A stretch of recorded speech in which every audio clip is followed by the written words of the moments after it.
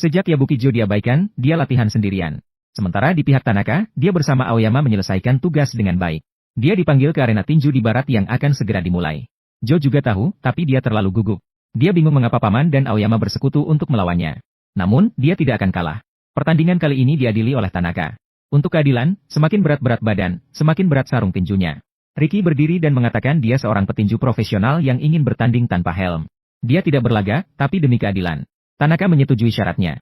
Tapi pada saat itu, Jo juga mengatakan dia tidak perlu helm. Dan meminta Paman memberinya sarung tinju terberat. Tanaka mengejeknya, apa bedanya teknikmu dengan yang lain? Namun, Jo masih mengacu pada saat dia mengalahkan Ricky. Tanaka tertawa terbahak-bahak, mengatakan dia sudah melupakan itu. Yabuki Takeshi marah sekali mengatakan akan menghancurkan Sujiyama menjadi 1000 potongan. Namun Paman itu menggelengkan kepala dan mengatakan bahwa dia tidak bisa melakukannya. Ricky meminta agar dia tidak berbicara terlalu banyak, semua orang masih menunggu pertandingan. Pertandingannya dijadwalkan di akhir. Ricky meminta dia untuk belajar dengan baik teknik tinju antara dirinya dan Sujiyama. Pertandingan pertama adalah Ricky melawan orang besar. Namun dia ketakutan saat melihat Ricky dan gemetar. Ketika melihat Ricky mendekat, dia ketakutan dan melarikan diri. Akhirnya, dia tidak punya pilihan selain menggunakan kedua tangannya untuk menahan serangan Ricky. Namun pertahanannya sama sekali tidak berguna. Setelah Ricky menemukan celah, dia memukul wajahnya dengan satu pukulan. Pukulan ini membuatnya terjatuh. Akhirnya, dia hampir jatuh dari tali. Tak disangka dia begitu kuat, membuat orang lain tercengang. Dengan mudah, Ricky memenangkan pertandingan. Sepertinya kekuatannya lebih kuat daripada sebelumnya. Pria ini sungguh menakutkan, seperti singa berjuang melawan kelinci dengan sepenuh tenaga.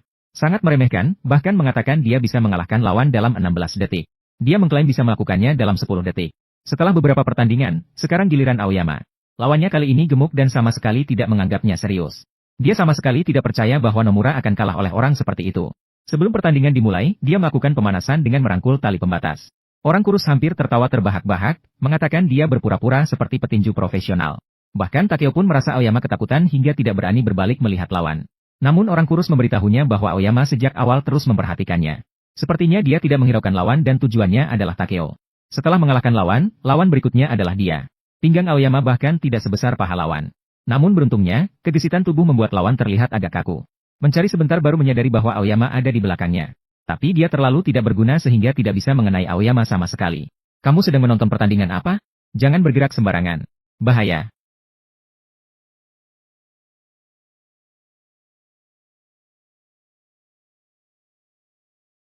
Tindakan Aoyama membuat semua orang terkejut.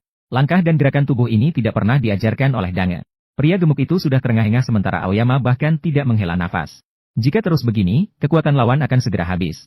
Setelah ronde kedua dimulai, Aoyama mengubah taktiknya. Meletakkan kedua tangan sepertinya menantangnya. Lawan takut akan tipu daya dan tidak menyerang. Kedua orang itu saling menatap dengan mata terbelalak. Namun di bawah desakan penonton, dia tak bisa menahan diri untuk menyerang. Akhirnya ia menabrak tali pembatas dan terpental jatuh ke tanah. Lawannya terus terjatuh seperti sedang dipermainkan oleh monyet. Adegan ini membuat Yabukijo terpaku tercengang. Namun yang lebih mengejutkannya masih di depan. Meskipun Gunung King berdiri di sana, dia tidak bisa memukulnya. Tubuhnya yang fleksibel berputar-putar tanpa harus menggerakkan kakinya. Si gemuk masih belum menemukan keanehan sampai sekarang. Mengayunkan pukulan ke udara akan membuatnya lebih lelah daripada pukulan biasa. Saat dia kelelahan, saatnya bagi dia untuk menunjukkan kekuatannya. Namun, Zhang sama sekali tidak percaya bahwa Gunung King bisa mengalahkan lawan. Dia bahkan mengatakan bahwa dia adalah pengecut yang hanya bisa lari dan selalu menggunakan taktik kotor. Pada saat itu, Gunung King mulai menyerang. Masuk. Oh, Gunung King mulai memukul. Penakut ini.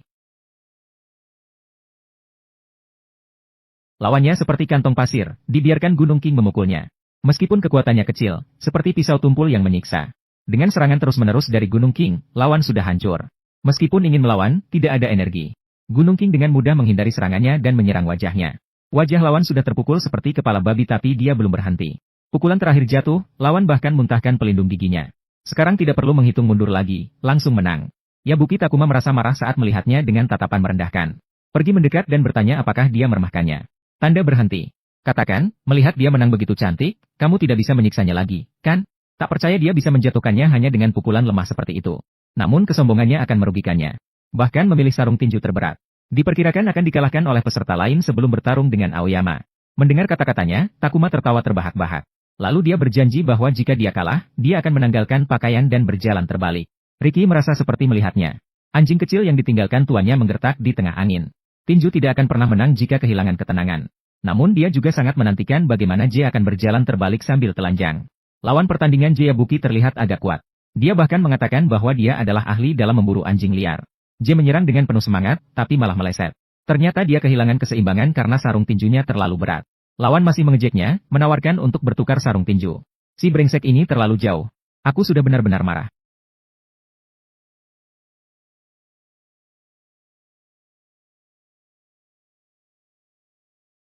Namun mereka yang bisa sampai ke sini bukanlah orang sembarangan.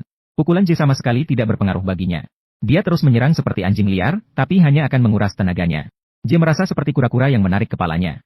Tidak ada tempat yang bisa dipukul dan sarung tinjunya terlalu berat. Akibatnya lawan melihatnya lengah dan langsung menyerang. Meskipun J menyadari, sudah terlambat, dia ditumbangkan oleh lawan dalam beberapa pukulan. Paman mulai menghitung mundur dan mendorong J menjauh. Mengatakan bahwa dia hanya kebetulan terkena pukulannya, masih terlalu dini untuk menghitung mundur. Kemudian mulai menyerang lagi, namun semua itu sia-sia.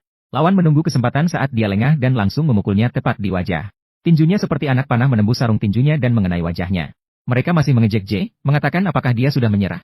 Kalau memang tidak punya kekuatan, jangan lagi meniru Rikishi. Saat J menatap mereka, lawan mulai menyerang lagi. Dia terjatuh lagi, baguslah. Tidak disangka J begitu tidak berguna, meminta paman untuk tidak menghitung mundur lagi, mengatakan bahwa dia hanya tergelincir. Paman menatapnya dengan dingin dan mengatakan bahwa dia memang sudah ditumbangkan. Sekarang dia tidak lagi keras kepala karena pandangan dingin paman seolah-olah menginginkannya kalah. Kali ini, Zen benar-benar marah sampai wajahnya memerah. Bahkan tawa, hehehe, membuat bulu kuduk merinding. Pertandingan berlanjut, Zen langsung menyerang dengan bahu hingga menabraknya ke tali pembatas. Kemudian, dia melakukan 2 serangan bahu lagi dan menendangnya. Paman datang dan mengatakan dia melakukan pelanggaran dan akan dikenakan penalti. Zen juga kesal dan meminta untuk dikenakan penalti sebanyak yang diinginkan. Karena penalti hanya akan berpengaruh pada penentuan pemenang berdasarkan skor. Dan dia pasti akan mengalahkannya. Kamu sebenarnya ingin apa? Pertandingan yang seharusnya berlangsung dengan sportif. Paman menghentikan mereka, jika pertarungan berlanjut, kemungkinan orang akan terluka parah. Zen menolak paman dan meminta penalti terus diberlakukan sampai dia puas. Lalu dia menyerang perut lawan dengan kepala. Lawan yang terkena pelanggaran olehnya sudah tidak mampu melawan.